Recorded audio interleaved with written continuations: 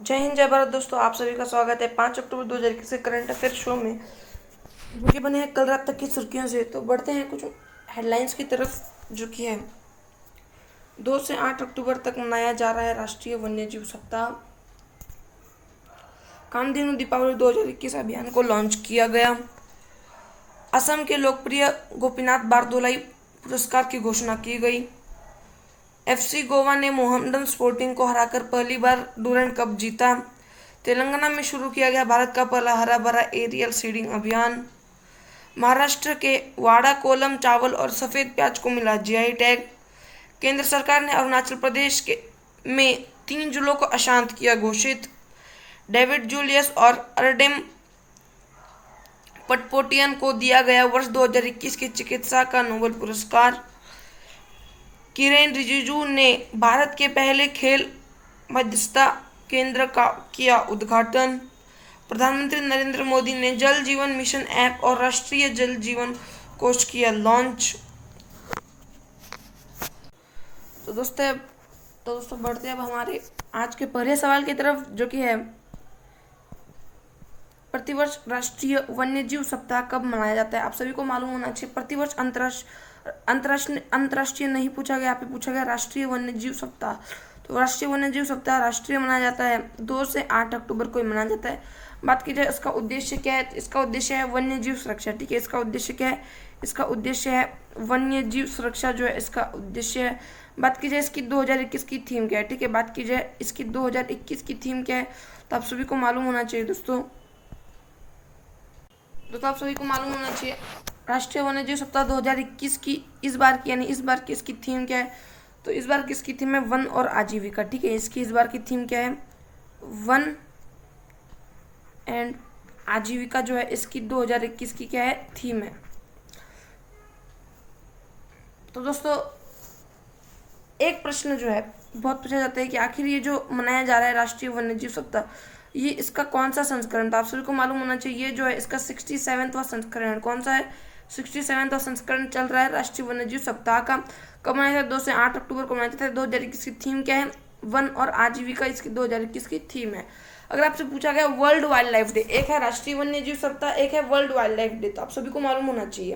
आपको बता दूं, बात की जा रही है वर्ल्ड वाइल्ड लाइफ डे। तो ये जो वर्ल्ड वाइल्ड लाइफ डे है ये मनाया जाता है 3 मार्च को। अगर आपसे पूछा गया वर्ल्ड वाइल्ड लाइफ डे कब मनाया जाता है, ये मनाया जाता है 3 मार्च को ये मनाया जाता है। और बात की जाए इसकी 2021 की थीम क्या है, तो आप सभी को मालूम होना चाहिए वर्ल्ड वाइल्ड लाइफ डे 2021 की थीम है। इसकी 2021 की थीम क्या है, यही थीम है जो राष्ट्रीय वन्यजीव सप्ताह की क्या है, वन और आजीविका। ठीक है, तो आप सभी को मालूम होना चाहिए प्रतिवर्ष राष्ट्रीय वन्यजीव सप्ताह जो है, यानी इस बार का जो राष्ट्रीय वन्यजीव सप्ताह है इसकी,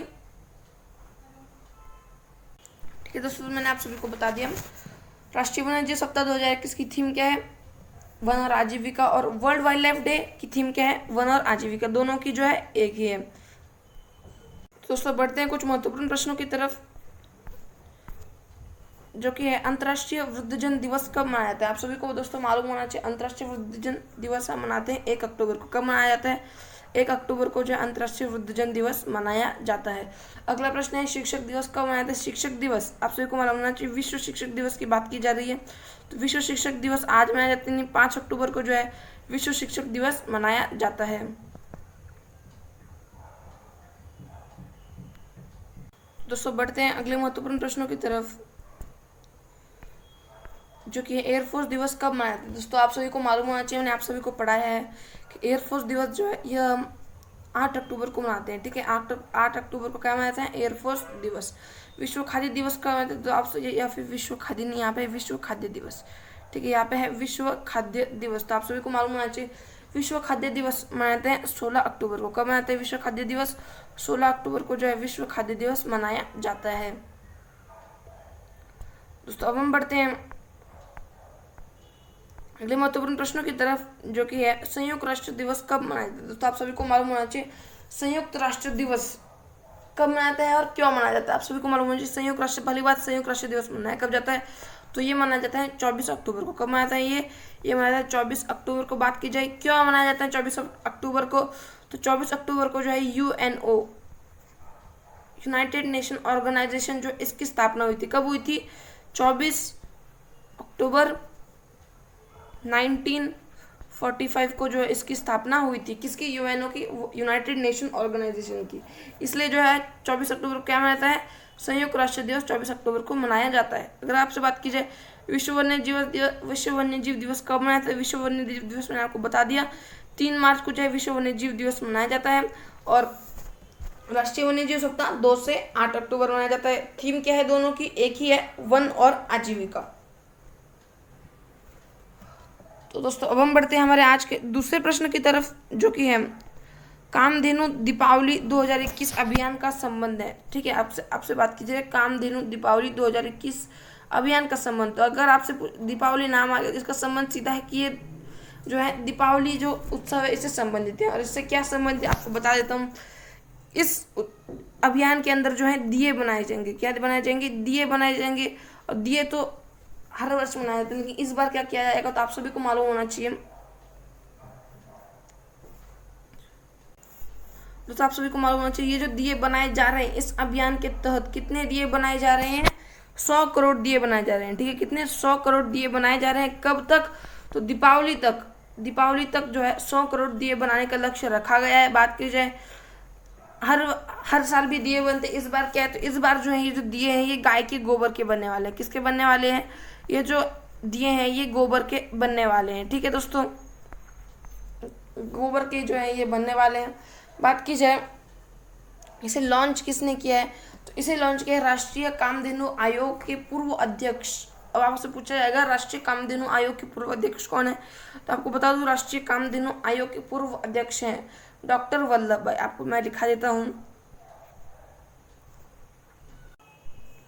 दोस्तों, आपको बता दूं, आपसे लिखा, अब मैं आपको लिख के दे देता हूँ। ये जो है ये अभियान किसके द्वारा शुरू किया गया? ये जो है राष्ट्रीय कामधेनु आयोग, आप सभी को मालूम होना चाहिए कौन से, किस आयोग के द्वारा? राष्ट्रीय कामधेनु आयोग जो है, ठीक है, राष्ट्रीय कामधेनु आयोग, इसके पूर्व अध्यक्ष, इसके वर्तमान अध्यक्ष नहीं, इसके पूर्व अध्यक्ष। और इसके पूर्व अध्यक्ष कौन है? इसके पूर्व अध्यक्ष हैं डॉक्टर वल्लभ भाई। कौन है इसके पूर्व अध्यक्ष? इसके पूर्व अध्यक्ष हैं डॉक्टर वल्लभ भाई जो है इसके पूर्व अध्यक्ष हैं। किसके? राष्ट्रीय कामधेनु आयोग के। इन्हीं के द्वारा जो है कामधेनु दीपावली 2021 अभियान शुरू किया गया है। किससे बनाए जाएंगे? पहली बात, गाय के गोबर जो है, गाय के गोबर से जो है दिए बनाए जाएंगे और दियों के साथ जो है मूर्तियों का भी निर्माण किया जाएगा। बात की जाए किन की मूर्तियों का? तो लक्ष्मी और गणेश जी जो है इनकी मूर्तियों का भी इसके साथ लिख लेना दोस्तों। ये जो दिए हैं इन दियों के साथ में क्या बनाया जाएगा? लक्ष्मी जी और गणेश जी की जो मूर्तियां हैं ये भी गोबर से बनने वाली इस अभियान के तहत। बात की जाए कितने दिए और मूर्तियां बनाने का लक्ष्य रखा गया है, आप सभी को मालूम होना चाहिए 100 करोड़ दिए और जो मूर्तियां हैं वो बनाने का लक्ष्य रखा गया है। तो दोस्तों बढ़ते हैं हमारे, तो ये देख लो गाइस दोस्तों, ये चल रहा है, काम चल रहा है दोस्तों। और अब हम बढ़ते हैं कुछ महत्वपूर्ण प्रश्नों की तरफ, जो कि है राष्ट्रीय गोकुल मिशन दिसंबर 2014 में क्यों लॉन्च किया गया? दोस्तों बहुत ही महत्वपूर्ण प्रश्न है गोकुल नाम। दोस्तों बहुत ही महत्वपूर्ण प्रश्न है, आप सभी को मालूम होना चाहिए। राष्ट्रीय गोकुल मिशन दिसंबर 2014 में लॉन्च किया गया था। ठीक है, राष्ट्रीय गोकुल मिशन जो है ये दिसंबर 2014 में लॉन्च किया गया था। और इसका अगर आपसे बात की जाए उद्देश्य क्या था, तो इसका उद्देश्य था स्वदेशी नस्ल को सुधार करना, इसका उद्देश्य। ठीक है, इसका उद्देश्य क्या था? इसका उद्देश्य था स्वदेशी जो नस्ल है, ठीक है, स्वदेशी नस्ल जो है इसका सुधार करना उद्देश्य किसका था? राष्ट्रीय गोकुल मिशन जो कि दिसंबर 2014 में लॉन्च किया गया था। क्या? जो स्वदेशी नस्ल है इसका सुधार करना। अगला प्रश्न है अमृत महोत्सव का संबंध किससे है? तो आप सभी को मालूम होना चाहिए अमृत महोत्सव का संबंध है आज़ादी की 75वीं वर्षगांठ से। ठीक है, किससे संबंध है? इसका संबंध है आज़ादी की कौन सी वर्षगांठ? 75वीं वर्षगांठ से। आज़ादी की 75वीं वर्षगांठ से इसका संबंध है। किसका? अमृत महोत्सव का। तो सब हम देखते हैं कुछ और महत्वपूर्ण प्रश्न, जो कि है वतन प्रेम योजना किस राज्य की फ्लैगशिप योजना है। ठीक है, आप सभी को मालूम होना चाहिए, आपसे ये भी पूछा जाएगा वतन प्रेम योजना किस राज्य की फ्लैगशिप योजना है। तो आप सभी को मालूम होना चाहिए, ये जो है गुजरात राज्य की फ्लैगशिप योजना है। कौन सी योजना है, आप सभी को मालूम चाहिए, गुजरात राज्य की फ्लैगशिप योजना है कौन सी, वतन प्रेम योजना। खादी प्राकृतिक पेंट का निर्माण किससे किया था, आप सभी को मालूम चाहिए, खादी प्राकृतिक पेंट। ठीक है, इसका निर्माण भी किससे किया था, इसका निर्माण भी जो है गोबर से किया था। ठीक है, इसका भी निर्माण जो है गाय के गोबर से भी इसका निर्माण किया जाता है। दोस्तों अब हम देखते हैं आखिरी महत्वपूर्ण प्रश्न, दूसरे प्रश्न का, जो कि है स्वच्छ भारत मिशन 2.0 कब लॉन्च हुआ। तो आप सभी को मालूम होना चाहिए स्वच्छ भारत मिशन, आपको ये बहुत ही महत्वपूर्ण प्रश्न है। 2 अक्टूबर नहीं करके आना है, आप सभी को मालूम होना चाहिए स्वच्छ भारत मिशन 2.0 की बात की जा रही है। तो ये जो है 1 अक्टूबर को चालू किया गया, 2 अक्टूबर को नहीं चालू किया गया है, 1 अक्टूबर को चालू किया गया, 1 अक्टूबर 2021 को, 2 अक्टूबर को नहीं 1 अक्टूबर को। ठीक है, और बात की जाए इसका, ये तो मिशन 2.0 है, बात की जाए 1. पहला मिशन तो स्वच्छ भारत मिशन 1.0 जो है ये लॉन्च किया गया था। कब लॉन्च किया गया था, ये लॉन्च किया गया था 2 अक्टूबर। याद रखना है 2.0 1 अक्टूबर और 1.0 2 अक्टूबर। ठीक है, 2 अक्टूबर कब, 2 अक्टूबर 2014 को, 2 अक्टूबर 2014 को ये लॉन्च हुआ था। बात की जाए कब खत्म किया गया इसे खत्म किया गया था 2 अक्टूबर 2019 को। ठीक है, 2 अक्टूबर 2019 को इसे खत्म कर दिया गया। 2014 को शुरू हुआ था, 2019 को खत्म कर दिया गया। कौन सा है, 1.2। और बात की जाए 2.0 तो ये लॉन्च हुआ था 1 अक्टूबर 2021 को। बात की जाए इस मिशन का उद्देश्य क्या था, तो दोस्तों इस मिशन का उद्देश्य था कचरा मुक्त शहर और स्वच्छ पेयजल। ठीक है, आप सभी को मालूम होना चाहिए इसका उद्देश्य क्या था, अगर आपसे पूछा गया तो इसका उद्देश्य था कचरा मुक्त शहर और स्वच्छ पेयजल जो है इसका उद्देश्य था। दोस्तों ये था हमारा दूसरा प्रश्न। अब हम बढ़ते हैं हमारे आज के तीसरे प्रश्न की तरफ, जो कि गोपीनाथ बारदोलाई पुरस्कार किस राज्य से संबंधित है। आप सभी को मालूम होना चाहिए गोपीनाथ बारदोलाई पुरस्कार, ये जो है गोपीनाथ बारदोलाई, कौन, गोपीनाथ बारदोलाई जिनका नाम इस पुरस्कार से दिया गया है, आप सभी को मालूम होना चाहिए। अगर आपसे पूछा गया ये कौन है, तो ये जो है असम के संस्थापक है। कौन है, गोपीनाथ बारदोलाई जो है आधुनिक असम के संस्थापक है। ठीक है, किसके हैं, ये जो है आधुनिक असम के संस्थापक हैं। दोस्तों बात की जा रही है गोपीनाथ बारदोलाई की, तो आप सभी को मालूम होना चाहिए दोस्तों गोपीनाथ बारदोलाई जो है ये आधुनिक असम के संस्थापक कहा जाता है। इन्हें क्या कहा जाता है, इन्हें कहा जाता है आधुनिक असम के संस्थापक। ठीक है, आपको मैं लिख के देता हूँ, इन्हें कहा जाता है आधुनिक जो असम है, आधुनिक असम, इसका संस्थापक किसे कहा जाता है, आधुनिक असम के संस्थापक कहा जाता है गोपीनाथ बारदोलाई को। और ये जो गोपीनाथ बारदोलाई है,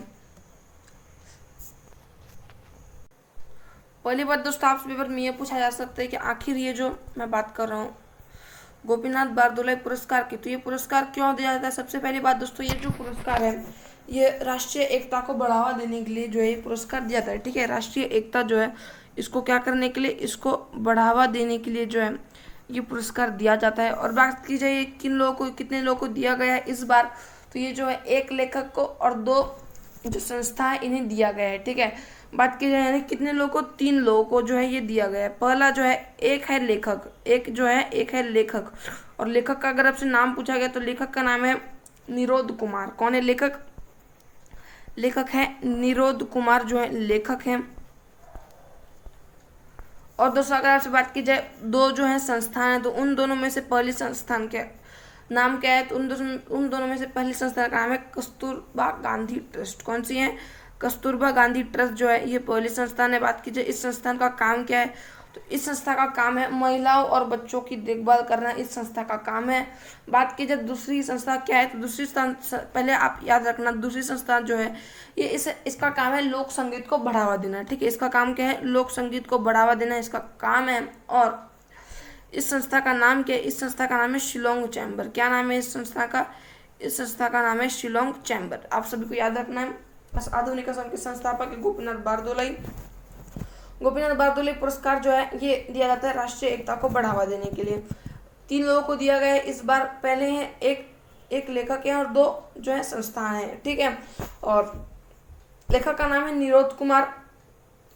पहली ट्रस्ट है कस्तूरबा गांधी ट्रस्ट और दूसरी है लोक संगीत को बढ़ावा देने वाली संस्था जिसका नाम है शिलोंग चैम्बर है, ठीक है। आप सभी को याद रखना है। इसका आंसर हो जाएगा ऑप्शन नंबर बी असम। इसका आंसर हो जाएगा ऑप्शन नंबर बी असम से इस पुरस्कार से संबंधित है।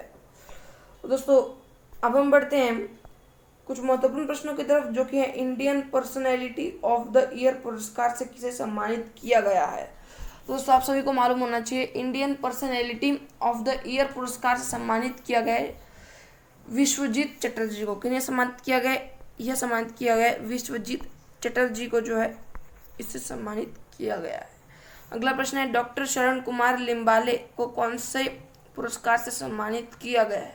तो डॉक्टर जो शरण कुमार लिम्बाले इन्हें सम्मानित किया गया सरस्वती सम्मान जो है इन्हें इससे सम्मानित किया गया है, ठीक है। किससे? सरस्वती सम्मान से।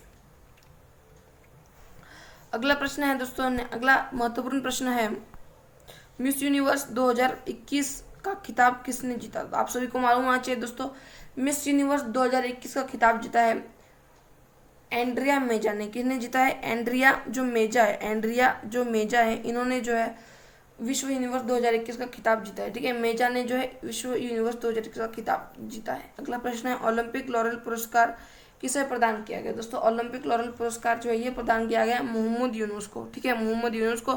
बात की जाए ये कहाँ के? दोस्तों मोहम्मद यूनुस जो है बांग्लादेश के हैं, ठीक है। मोहम्मद यूनुस कहाँ के हैं? मोहम्मद यूनुस है बांग्लादेश के। कौन सा पुरस्कार? ओलंपिक लॉरेल पुरस्कार।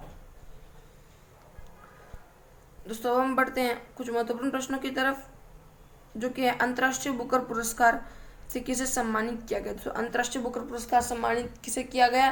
तो ये किया गया डेविड डायोब को। किसे किया गया है? डेविड डायोब जो है इन्हें सम्मानित किया गया है। बात की जाए किस देश के हैं? ये जो है फ्रांस के हैं। कहाँ के हैं? ये हैं फ्रांस के हैं। और आप सभी को मालूम होना चाहिए किस बुक की वजह से इन्हें जो है बुकर पुरस्कार दिया गया है। इन्हें जो है at night all blood is back. कौन सी बुक है? At night all blood is back. इसकी वजह से जो इन्हें इस पुरस्कार से सम्मानित किया गया है। किस देश से हैं? फ्रांस से। क्या नाम है? डेविड डायोब। अंतर्राष्ट्रीय बुकर पुरस्कार 2021।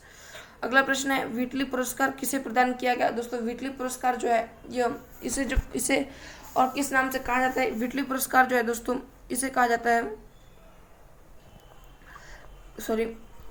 इसे कहा जाता है ग्रीन ऑस्कर। व्हिटली पुरस्कार क्या जाता है? व्हिटली पुरस्कार को कहा जाता है ग्रीन ऑस्कर जो है व्हिटली पुरस्कार को कहा जाता है। और ये किसे प्रदान किया गया? तो दोस्तों ये प्रदान किया गया है नुक्लू फोम को, ठीक है। किन्हें प्रदान किया गया है?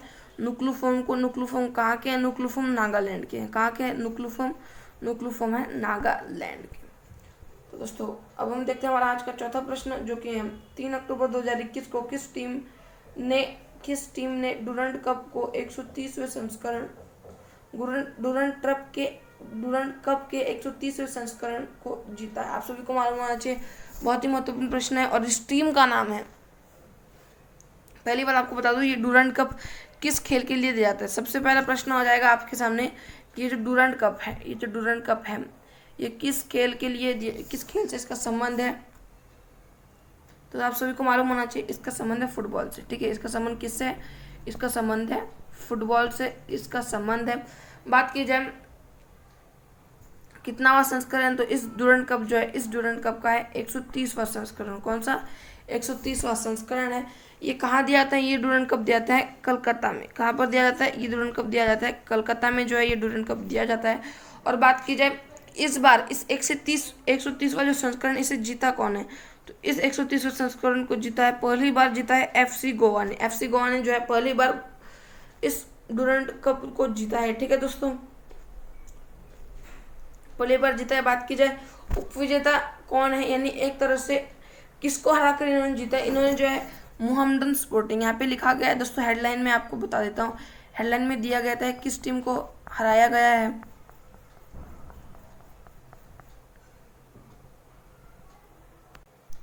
दोस्तों आप यहाँ पे हेडलाइन में देख सकते हो, गोवा FC गोवा जो इन्होंने किसे हराया, मोहम्मडन स्पोर्टिंग को हराया है। ठीक है, याद रखना आपको। और FC गोवा जो इन्होंने पहली बार डूरंड कप को जीता है, इन्होंने क्या है, पहली बार, यहाँ पे लाइन देख लीजिए, पहली बार जो है डूरंड कप को जीता है।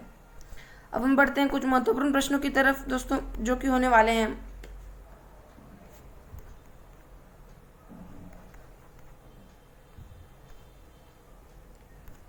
ये दोस्तों FC गोवा, ये जो टीम है, इसी टीम का नाम क्या है, ये टीम है FC गोवा। अगला प्रश्न देखते हैं दोस्तों, संतोष ट्रॉफी का संबंध है। तो दोस्तों संतोष ट्रॉफी जो है, इसका संबंध किस खेल से, इसका संबंध है फुटबॉल से। इसका संबंध किस खेल से है, इसका संबंध है फुटबॉल से। इस खेल का, इस ट्रॉफी का संबंध है। अगला प्रश्न है दोस्तों, यूरो कप 2021 किसने जीता। दोस्तों यूरो कप 2021 जो है, जो जीता है इटली ने। किसने जीता है यूरो कप को, इसको जीता है इटली ने, जो है इस कप को जीता है। अगला प्रश्न है दोस्तों, कोपा अमेरिका कप किसने जीता। दोस्तों कोपा अमेरिका कप जो है, ये जीता है अर्जेंटीना ने। किसने जीता है कोपा अमेरिका कप, ये जीता है अर्जेंटीना ने, जो है ये कप जीता है। अगला प्रश्न है, फीफा विश्व कप 2022 कहाँ पर होगा। दोस्तों बहुत ही महत्वपूर्ण प्रश्न है, फीफा विश्व कप 2022 कहाँ पर होगा। तो दोस्तों ये होगा कतर के अंदर। कहाँ होगा, ये होगा कतर के अंदर। कतर कहाँ पर है, दोहा के अंदर। बात कीजिए फीफा विश्व कप 2018 की, ठीक है, अगर आपसे पूछा गया फीफा विश्व कप 2018 की, तो ये कहाँ हुए थे, ये हुए थे रूस के अंदर। कहाँ हुए थे, फीफा विश्व कप 2018 हुए थे रूस के अंदर। बात कीजिए जीता किसने था 2018 का फीफा विश्व कप, तो इसे जीता था फ्रांस ने। ठीक है, याद रखना रूस के अंदर हुए थे, और जीता कौन था, जीता था फ्रांस, जीता था फ्रांस। तो दोस्तों अब हम देखते हैं अगला महत्वपूर्ण प्रश्न, जो कि है, खेला हुए दिवस किस राज्य द्वारा मनाने की घोषणा की गई। था आप सभी को मालूम होना चाहिए दोस्तों, खेला हुए दिवस जो है, यह पश्चिम बंगाल यानी वेस्ट बंगाल के द्वारा ये मनाने की घोषणा की गई है। और दोस्तों कब मनाने की घोषणा की गई है, ये जो है 16 अगस्त को। कब, 16 अगस्त को जो है ये मनाने की घोषणा की गई है। किस खेल से संबंधित है, तो आप सभी को मालूम होना चाहिए, ये संबंधित है फुटबॉल खेल से। किससे है, ये भी संबंध किससे है, इस गोल गोल बॉल फुटबॉल से इसका संबंध है। अब हम देखते हैं दोस्तों हमारा आज का 5वां प्रश्न, जो कि है, हाल ही में किस राज्य में भारत का पहला हरा भरा एरियल सीडिंग अभियान शुरू किया गया है। आप सभी को मालूम होना चाहिए दोस्तों, हरा भरा एरियल सीडिंग जो है,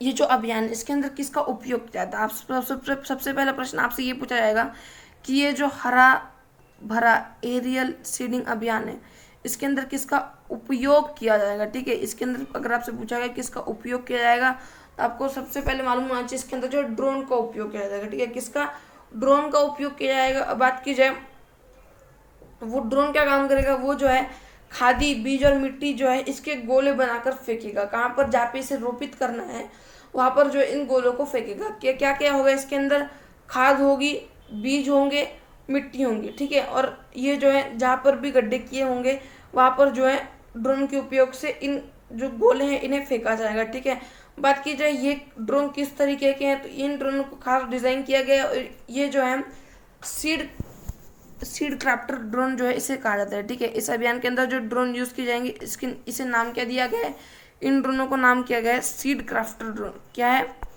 सीड क्राफ्टर ड्रोन जो है इसका नाम दिया गया है। बात कीजिए कौन सा राज्य है, तो वह ऑप्शन नंबर डी, तेलंगाना।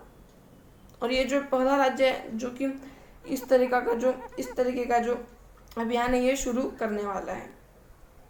दोस्तों अब हम देखते हैं, ये देखिए दोस्तों, इस तरीके का जो है ये ड्रोन है, इस तरीके का ये ड्रोन है, और ये इसे बनाने में जुटे हुए हैं। ठीक है, अब हम देखते हैं कुछ महत्वपूर्ण प्रश्न, जो कि तेलंगाना का गठन कब हुआ। तो आप सभी को मालूम होना चाहिए, और ये बहुत ही महत्वपूर्ण प्रश्न है, जो कि तेलंगाना का गठन कब हुआ। तो ये हुआ था दोस्तों 2 जून 2014 में जो है तेलंगाना का गठन हुआ था। बात कीजिए तेलंगाना नेशनल पार्क की, तो तेलंगाना के अंदर जो एक नेशनल पार्क जिसका नाम क्या है, मृगवानी नेशनल पार्क। क्या है, मृगवानी नेशनल पार्क इसका नाम है। अगला प्रश्न है, मेडिसिन फ्रॉम स्काई प्रोजेक्ट। दोस्तों मेडिसिन फ्रॉम स्काई प्रोजेक्ट जो है, इसके अंदर भी ड्रोन का उपयोग किया जाएगा। क्या किया जाएगा, जो ड्रोन है, इन ड्रोन से जो है मेडिसिन हर घर तक पहुंचाई जाएगी। किस राज्य का है ये भी किसका है, तेलंगाना का है। ठीक है दोस्तों। अगला प्रश्न है तेलंगाना का गठन कब हुआ। मैं आपको दोस्तों बता दें तेलंगाना का गठन कब हुआ था। 2 जून 2014 को तेलंगाना का गठन हुआ था। अगला प्रश्न है भाषाई आधार पर गठित होने वाला भारत का पहला राज्य कौन सा था। तो आप सभी को मालूम होना चाहिए भाषाई आधार पर गठित होने वाला भारत का पहला राज्य था एपी यानी अरुणाचल प्रदेश। ठीक है, अरुणाचल प्रदेश।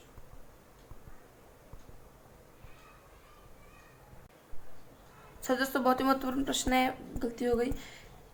भाषाई आधार पर गठित होने वाला भारत का पहला राज्य कौन सा है, वो है आंध्र प्रदेश। ठीक है, भाषाई आधार पर गठित होने वाला भारत का पहला राज्य कौन सा है, आंध्र प्रदेश है भाषाई आधार पर गठित होने वाला भारत का पहला राज्य। अगला प्रश्न है हुसैन सागर झील कहाँ पर स्थित है। तो हुसैन सागर झील आप सभी को मालूम होना चाहिए तेलंगाना के अंदर स्थित है। कौन सी झील, हुसैन सागर झील। हैदराबाद को भारत में किस ऑपरेशन के द्वारा मिला है, आप सभी को मालूम होना चाहिए हैदराबाद जो है इसे जो है ऑपरेशन पोलो। ठीक है, याद रखना आप सभी को ऑपरेशन जो पोलो है इसके तहत जो है हैदराबाद को भारत के अंदर मिलाया गया था। और ये ऑपरेशन पोलो कब हुआ था, ये जो ऑपरेशन है ये हुआ था 1948 के अंदर। ठीक है, ऑपरेशन पोलो कब हुआ था, 1948 के अंदर जो ऑपरेशन पोलो हुआ था। अगला प्रश्न है मृगवानी राष्ट्रीय उद्यान कहाँ स्थित है। ये बहुत ही महत्वपूर्ण प्रश्न है दोस्तों। क्या प्रश्न है, मृगवानी राष्ट्रीय उद्यान कहाँ स्थित है, ये कहाँ स्थित है, ये है तेलंगाना के अंदर। मैंने आपको पहले बता दिया कहाँ पर है, तेलंगाना के अंदर है दोस्तों। अब हम देखते हैं हमारा आज का 6th क्वेश्चन जो कि है हाल ही में किस राज्य के वाड़ा कोलम चावल और सफेद प्याज को भौगोलिक संकेतक का दर्जा मिला है। पहली बात दोस्तों आंसर नोट कर लेना, महाराष्ट्र। ठीक है, महाराष्ट्र में क्या हुआ है दोस्तों, किन्हें जीआई टैग दिया गया है। सबसे पहली बात दोस्तों ये जो महाराष्ट्र का जो बात की जा रही है वाड़ा कोलम चावल। ठीक है, वाड़ा कोलम चावल और सफेद प्याज इन दोनों को जो है क्या दिया गया है, इन दोनों को दिया गया है जीआई टैग। इन दोनों क्या दिया गया है, इन दोनों को दिया गया है जीआई टैग। और दोस्तों बात की जाए जीआई टैग को हिंदी में क्या कहा जाता है, इन जीआई टैग को कहा जाता है भौगोलिक संकेतक। ठीक है, इन जीआई टैग को क्या कहा जाता है, भौगोलिक संकेतक जो है इन जीआई टैग को कहा जाता है। बात की जाए किस अधिनियम से जो है इस जीआई टैग की स्थापना हुई थी। सबसे पहला अधिनियम लिख लेना 1999 का 1999 का अधिनियम है। ठीक है दोस्तों, 1999 का अधिनियम है। कितने सालों तक जो है भौगोलिक संकेतक दिया था, ये जो है 10 सालों तक जो है भौगोलिक संकेतक दिया जा रहा है। ठीक है, महाराष्ट्र के किन दो चीज़ों को, वाड़ा कोलम चावल और सफेद प्याज को हाल ही में जीआई टैग दिया गया है दोस्तों। अब हम देखते हैं कुछ और महत्वपूर्ण जीआई टैग। ये दोस्तों ये रही, इस चावल का नाम क्या है दोस्तों, आप सभी को मालूम होना चाहिए वाड़ा कोलम चावल। चावल का नाम क्या है, वाड़ा कोलम चावल जो है इसका नाम है। अगला प्रश्न देखेंगे, माने महत्वपूर्ण प्रश्न देखेंगे दोस्तों जो कि है सोजत की मेहंदी। सोजत की मेहंदी का जीआई टैग कैसे दिया गया है, राजस्थान को जो है सोजत की मेहंदी का जीआई टैग दिया गया है, राजस्थान को। अगला प्रश्न है दोस्तों हाथी मिर्च का जीआई टैग। दोस्तों हाथी मिर्च का जीआई टैग और साथ ही में संतरा का जीआई टैग। ठीक है, हाथी मिर्च का जीआई टैग और साथ ही में संतरा का जीआई टैग किसे दिया गया है, ये दिया गया है दोस्तों मणिपुर को। हाथी का जीआई टैग और संतरे का जीआई टैग मणिपुर को। ठीक है, मणिपुर और कौन कौन सा जीआई टैग दिया गया है मणिपुर को। तो पहली बात दोस्तों मणिपुर लिखा देता हूँ आपको, मणिपुर। और मणिपुर जो है हाथी मिर्च का और संतरा का। ठीक है, हाथी मिर्च और संतरा जो है इन दोनों का जीआई टैग किसे दिया गया है, मणिपुर को। और इसी के साथ में जो है काला चावल, याद रखना दोस्तों, काला चावल या फिर आप कह सकते हो चखाओ। ठीक है, कौन सा, काला चावल या फिर चखाओ, इन दोनों का जीआई टैग किसे दिया गया है, मणिपुर को इन दोनों का जीआई टैग दिया गया है। अगला प्रश्न है दोस्तों, अगला महत्वपूर्ण प्रश्न है दोस्तों नागा खीरा। तो दोस्तों नागा खीरा का जीआई टैग किसे दिया गया है, ये दिया गया है नागालैंड को। नागा खीरा का जीआई टैग किसे दिया गया है, नागालैंड को नागा खीरा का जीआई टैग दिया गया है। जुडिमा राइस वाइन, तो जो असम की यानी असम की वाइन जो है, कौन सी वाइन है, जुडिमा राइस वाइन, इसे क्या दिया गया है, जीआई टैग दिया गया है। ठीक है, कहाँ की है, ये कहाँ की है, मैंने आपको बता दी, ये असम की। और दोस्तों ये जो जुडीमा राइस वाइन है इसे क्या कहा जाता है, इस जुडीमा राइस को कहा राइस जो वाइन है इसे कहा जाता है, सॉरी इससे कहा जाता है पूर्वोत्तर की पहली शराब। इसे क्या कहा जाता है, जुडीमा राइस वाइन को क्या कहा जाता है, पूर्वोत्तर की पहली शराब जो है इस वाइन को जुडीमा राइस वाइन को कहा जाता है। ठीक है, किस राज्य से संबंधित है, असम राज्य से संबंधित है। इसे भी क्या दिया गया है, जीआई टैग दिया गया है। दोस्तों अब हम देखते हैं अगला महत्वपूर्ण प्रश्न जो कि है जीआई टैग अधिनियम किस वर्ष से संबंधित। मैंने आपको बता दिया जीआई टैग जो अधिनियम में संबंधित है 1999 का अधिनियम है। ठीक है, 1999 का अधिनियम है। बात की जाए लागू कब किया गया, तो आप सभी को मालूम होना चाहिए ये जीआई टैग जो है लागू किया गया था 2003 में। कब लागू किया गया था, 2003 में ये लागू किया गया था। बात की जाए काला चावल का जीआई टैग, मैंने आपको बता दिया काला चावल या फिर चखाऊ, इन दोनों का जीआई टैग दिया गया है मणिपुर को। अगला प्रश्न है दोस्तों, पहला जीआई टैग किसे दिया गया था, तो पहला जीआई टैग जो है ये दिया गया था 2004 के अंदर। कब दिया गया था, 2004 के अंदर दिया गया था। किसे दिया गया था, यही दिया गया था दार्जिलिंग की चाय को। किसे दिया गया था, दार्जिलिंग की चाय को जो है पहला जीआई टैग दिया गया था। कब, 2004 में पहला जीआई टैग किसे दिया गया, मैंने आपको बता दिया। दोस्तों अब हम देखते हैं हमारा आज का 7वां प्रश्न जो कि है हाल ही में किस राज्य के 3 जिलों को सशस्त्र बल विशेषाधिकार अधिनियम के तहत 31 मार्च 2022 तक अशांत घोषित कर दिया है।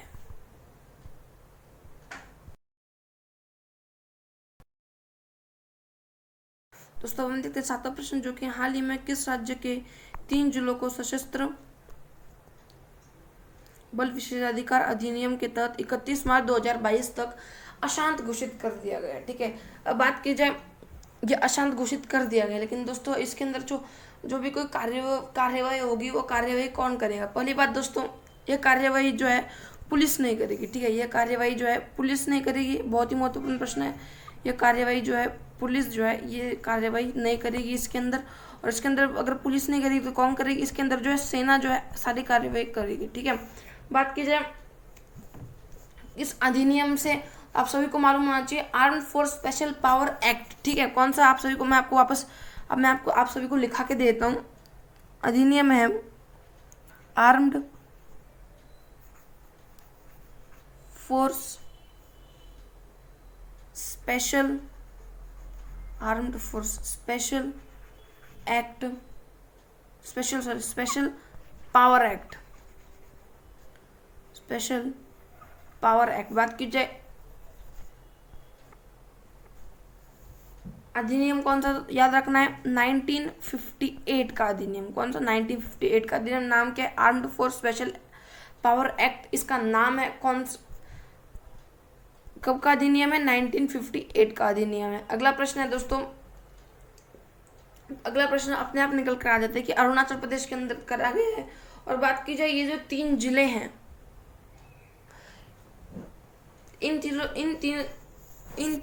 जो तीन जिले हैं इन्हें केंद्र सरकार के द्वारा याद रखना दोस्तों आप सभी को। इसके अंदर जो सरकार है, सरकार के द्वारा जो है दोस्तों इन 3 जिलों को अशांत क्षेत्र घोषित कर दिया है। और अगले 6 महीने तक आप सभी को मालूम होना चाहिए, अगले जो है 6 महीने तक जो वहाँ पे सेना है, कौन सी सेना है, जो भारतीय सेना है, इस एक्ट के तहत, कौन सा, arm force special power act 1958 का जो अधिनियम है इसके तहत जो है जो सेना है वो कहीं पे भी तलाशी ले सकती है। सबसे पहले पॉइंट लिख लेना, सेना कहीं पे भी तलाशी ले सकती है। उसके बाद में दोस्तों किसी को भी गिरफ्तार कर सकती है। ठीक है, इसके बाद है किसी को भी गिरफ्तार कर सकती है। और तीसरा पॉइंट निकल कर आता है कि जो सामान या फिर जो स्थान है उस स्थान को नष्ट भी कर सकती है। ठीक है, स्थान को नष्ट भी कर सकती है। और अगर डाउट हो तो किसी पे गोली भी चला सकती है। ठीक है, याद रखना आपको, किसी पे गोली भी चला सकती है, स्थान को नष्ट भी कर सकती है, किसी की भी तलाशी ले सकती है, और किसी को भी संदेह होने पर गिरफ्तार भी कर सकती है।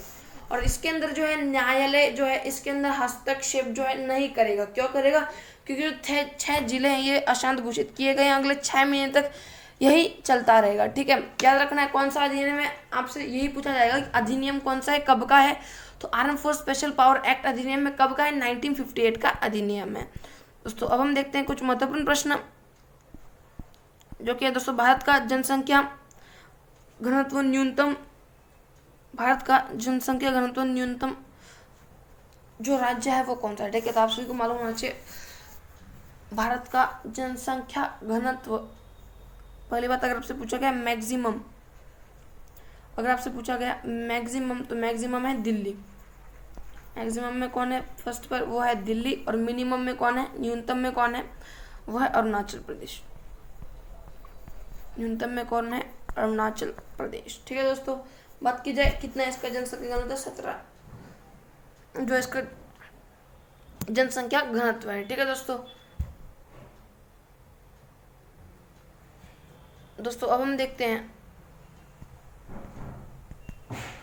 दोस्तों इसके अंदर जो दिल्ली मैंने आपको बताया वो जो है शहर है। ठीक है, अगर आपसे पूछा जाए कि मैक्सिमम यानी सर्वाधिक जनसंख्या घनत्व वाला राज्य कौन सा है, तो आप सभी को मालूम होना चाहिए वो है बिहार। ठीक है, कौन सा है? बिहार जो है मैक्सिमम जनसंख्या घनत्व वाला राज्य है। अगला प्रश्न है नामदफा राष्ट्रीय उद्यान कहाँ स्थित है? दोस्तों आप सभी को मालूम होना चाहिए ये जो नामदफा राष्ट्रीय उद्यान है स्थित है अरुणाचल प्रदेश के अंदर। कहाँ स्थित है? ये स्थित है अरुणाचल प्रदेश के अंदर जो है ये नामदफा राष्ट्रीय उद्यान स्थित है। अगला प्रश्न है दोस्तों पक्के राष्ट्रीय उद्यान कहाँ स्थित है? दोस्तों पक्के राष्ट्रीय उद्यान स्थित है अरुणाचल प्रदेश के अंदर। ठीक है, पक्के राष्ट्रीय उद्यान अरुणाचल प्रदेश के अंदर। सल्ला दर्रा कहाँ स्थित है? सल्ला दर्रा है तवांग जिले के अंदर है। और कौन सा राज्य है? अरुणाचल प्रदेश, तवांग जिला। अगला प्रश्न है दोस्तों अरुणाचल प्रदेश के मुख्यमंत्री कौन है? दोस्तों अरुणाचल प्रदेश के मुख्यमंत्री है पेमा खांडू। कौन है अरुणाचल प्रदेश के मुख्यमंत्री? अरुणाचल प्रदेश के मुख्यमंत्री है पेमा खांडू जो अरुणाचल प्रदेश के मुख्यमंत्री हैं। अगला प्रश्न है दोस्तों बोमडिला दर्रा कहाँ स्थित है? दोस्तों ये बहुत ही महत्वपूर्ण प्रश्न है। अगर आपसे पूछा गया बोमडिला दर्रा कहाँ स्थित है? दोस्तों ये जो बोमडिला दर्रा ये स्थित है अरुणाचल प्रदेश के अंदर। कहाँ पर है? अरुणाचल प्रदेश के अंदर यह बोमडिला दर्रा स्थित है। तो सब हम देखते हैं हमारा आज का 8वां प्रश्न जो कि है हाल ही में जल जीवन मिशन। तो सब हम बात कर रहे हैं हमारे आज के 8वें प्रश्न की तरफ जो कि हाल ही में जल जीवन मिशन के तहत जल जीवन मिशन ऐप और राष्ट्रीय जल जीवन कोष को लॉन्च किया गया। यह मिशन कब शुरू किया गया? दोस्तों 8वां प्रश्न जो है ये बहुत ही महत्वपूर्ण प्रश्न है। पहला प्रश्न आएगा आपसे जल जीवन मिशन कब इसकी घोषणा की गई? दोस्तों आप सभी को मालूम होना चाहिए इसकी घोषणा की गई थी 2019 के अंदर। ठीक है, इसकी घोषणा कब की गई थी? 2019 के अंदर इसकी घोषणा की गई थी। और इसके तहत जो है 2024 के अंदर इस जल जीवन मिशन के अंदर जो है दोस्तों 2024 तक हर घर में जल होगा। क्या होगा? इसके अंदर इस मिशन के तहत हर घर में जो है 2024 तक क्या होगा? जल होगा। ठीक है दोस्तों, बात की जाए जो किसके द्वारा लॉन्च किया गया है तो जल जीवन मिशन जो है ये लॉन्च किया गया है जल शक्ति मंत्रालय के द्वारा। किसके द्वारा? जल शक्ति मंत्रालय के द्वारा ये लॉन्च किया गया है। बात की जाए इसके वर्तमान में मंत्री कौन है? इसके वर्तमान में मंत्री गजेंद्र सिंह शेखावत। आपको सभी को मालूम होना चाहिए इसके वर्तमान में मंत्री कौन है? गजेंद्र सिंह शेखावत जो इसके वर्तमान में मंत्री हैं। ठीक है, जो इसका उत्तर क्या हो जाएगा? वर्ष 2019। दोस्तों अब हम बढ़ते हैं कुछ महत्वपूर्ण प्रश्नों की तरफ। उससे पहले आप देख सकते हैं दोस्तों यहाँ पर लिखा गया है दोस्तों जल जीवन मिशन ऐप और राष्ट्रीय जल जीवन कोष की लॉन्चिंग। ठीक है दोस्तों, तो हम बढ़ते हैं महत्वपूर्ण प्रश्नों की तरफ जो कि हर घर जल का लक्ष्य। दोस्तों आप सभी को मालूम होना चाहिए हर घर जल का लक्ष्य कब तक रखा गया? हमने आपको अभी बताया 2024 तक जो इसका लक्ष्य रखा गया है। हर घर जल वाला पहला राज्य कौन सा? तो आप सभी को मालूम चाहिए हर घर जल वाला पहला राज्य है गोवा। गोवा हर घर जल वाला पहला राज्य है। अगला प्रश्न है ड्रिंक फ्रॉम टैप सिटी कौन सी है? आप सभी को मालूम होना चाहिए ड्रिंक फ्रॉम टैप सिटी है पुरी। कौन सी है? पुरी। बात की जाए पुरी कहाँ पर है तो ये जो है ओडिशा राज्य के अंदर है। पुरी ओडिशा राज्य के अंदर। बात की जाए वाटर प्लस सिटी कौन सी है? दोस्तों भारत की वाटर प्लस सिटी है इंदौर। कौन सी है? इंदौर है भारत की वाटर प्लस सिटी। अगला प्रश्न है दोस्तों यानी हमारा आज का 8वें प्रश्न का अंतिम महत्वपूर्ण प्रश्न है भारत का पहला रेबीज मुक्त राज्य कौन सा है? दोस्तों भारत का पहला रेबीज मुक्त राज्य कौन सा है? गोवा। हर घर जल वाला पहला राज्य कौन सा है? हर घर जल वाला पहला राज्य है गोवा। और भारत का पहला रेबीज मुक्त राज्य कौन सा है? भारत का पहला रेबीज मुक्त राज्य भी कौन सा है? गोवा। ये था हमारा 8वां प्रश्न। अब हम बढ़ते हैं हमारे 9वें प्रश्न की तरफ, जो कि है हाल ही में कहाँ पर भारत के पहले खेल मध्यस्थता केंद्र का उद्घाटन किया गया। आप सभी को मालूम होना चाहिए, भारत का पहला, बात की जा रही है हाल ही में कहाँ पर भारत के पहले खेल मध्यस्थता केंद्र क्या करेगा दोस्तों। ये खेल मध्यस्थता केंद्र यह जो दोस्तों कहीं पे भी अगर खेल होते हैं दोस्तों, उसके अंदर अगर कोई भी तनाव जैसी स्थिति बढ़ती है तो उन तनाव जैसी स्थितियों को दोस्तों समाप्त करने के लिए जो है विवाद होंगे, इन जो ये जो खेल के खेले जाएंगे, इन खेलों के अंदर अगर कोई विवाद हुआ, लिख रहे हैं दोस्तों, अगर कोई विवाद हुआ तो इन विवाद को खत्म करने के लिए जो है दोस्तों इस किसका खेल मध्यस्थता केंद्र का जो है उद्घाटन किया गया है। इसे इंग्लिश में क्या बोलते हैं दोस्तों, इसे इंग्लिश में बोलते हैं स्पोर्ट एट्रीब्यूशन, इसे बोलते हैं, ठीक है, स्पोर्ट एट्रीब्यूशन केंद्र। और बात की जाए इसका उद्घाटन कहाँ किया गया, इसका उद्घाटन किया गया अहमदाबाद के अंदर, ठीक है, इसका उद्घाटन किया गया अहमदाबाद के अंदर। और दोस्तों आप सभी को मालूम होना चाहिए इसका उद्घाटन किसने किया दोस्तों, इसका उद्घाटन किया है किरण रिजिजू ने। किसने किया इसका उद्घाटन किया है किरण रिजिजू ने जो है इसका उद्घाटन किया है। दोस्तों आप न्यूज़ के अंदर जो ट्विटर पर जो दोस्तों पोस्ट की गई थी, इसके अंदर आप देख सकते हो, fantastic beginning for the sport sector, inaugurated the path breaking sport attribution centre of India at the arena and independent body to fast track in a very amicable manner the dispute in the sports. ठीक है, तो ये इसका जो इस Twitter पर जो post डाली गई है, इसका जो मैंने अभी आपको बताया इसी से इसका संबंध है। अगला प्रश्न है मानव विकास सूचकांक के आधार। तो आप सभी को मालूम है मानव विकास सूचकांक जो है इसके कुल 3 आधार है। कितने आधार है इसके कुल 3 आधार है। पहला आधार कौन सा है, प्रति व्यक्ति आय। ठीक है, आपको मैं लिखा के देता हूँ, इसका पहला आधार है प्रति व्यक्ति आय। दूसरा आधार क्या है, इसका दूसरा आधार है जीवन प्रत्यक्षता। इसका दूसरा आधार क्या है, जीवन प्रत्यक्षता। इसका तीसरा आधार क्या है, इसका तीसरा आधार है साक्षरता। क्या है इसका तीसरा आधार, इसका तीसरा आधार है साक्षरता। ठीक है दोस्तों, पहला महत्वपूर्ण प्रश्न खत्म। अगला महत्वपूर्ण प्रश्न है राष्ट्रीय खेल यूनिवर्सिटी कहाँ पर है। तो दोस्तों आप सभी को मालूम होना चाहिए राष्ट्रीय खेल यूनिवर्सिटी, मैंने आप सभी को बहुत बार पढ़ा है। ये जो है इस प्रश्न का उत्तर जो है आप मुझे कमेंट में बताना है। ठीक है, अगला प्रश्न हम देखेंगे खेलो इंडिया गेम्स का आयोजन कहाँ पर होगा। आप सभी को मालूम होना चाहिए दोस्तों खेलो इंडिया गेम्स जो है इसका आयोजन कहाँ पर हुआ था। इसका जो है चौथा संस्करण, ठीक है, याद रखना आपको, चौथा संस्करण कहाँ आयोजित हुआ, पंचकुला हरियाणा के अंदर। ठीक है, कहाँ पर, पंचकुला हरियाणा के अंदर। अगला प्रश्न है दोस्तों भारत के वर्तमान खेल मंत्री कौन है। तो आप सभी को मालूम होना चाहिए भारत के वर्तमान खेल मंत्री है अनुराग ठाकुर। कौन है, अनुराग ठाकुर जो है वर्तमान में भारत के खेल मंत्री है अनुराग ठाकुर। अगला प्रश्न है दोस्तों, यानी हमारा आज का आखिरी प्रश्न, वर्ष 2021 के फिजियोलॉजी चिकित्सा का नोबेल पुरस्कार किसे दिया गया है। आप सभी को मालूम होना चाहिए, इसलिए आपको मैं जो है चेहरे दिखा देता हूँ दोस्तों। चेहरे हैं ये दोस्तों, चेहरे हैं। ठीक है, ये कौन है, ये है डेविड जूलियस और ये है आरडेम, को नाम नहीं दिख रहा होगा आपको, मैं नाम दिखा देता हूँ।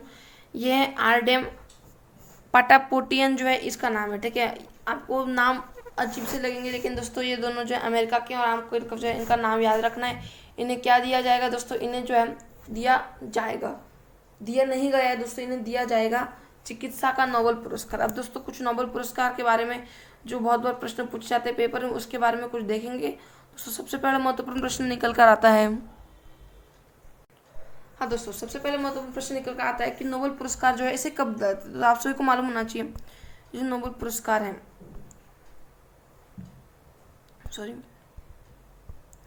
बात की जा रही है नोबेल पुरस्कार की, तो ये नोबेल पुरस्कार कब दिए जाते हैं, ये जो है 10 दिसंबर को दिए जाते हैं। कब दिए जाते हैं, ये 10 दिसंबर को नोबेल पुरस्कार दिए जाते हैं।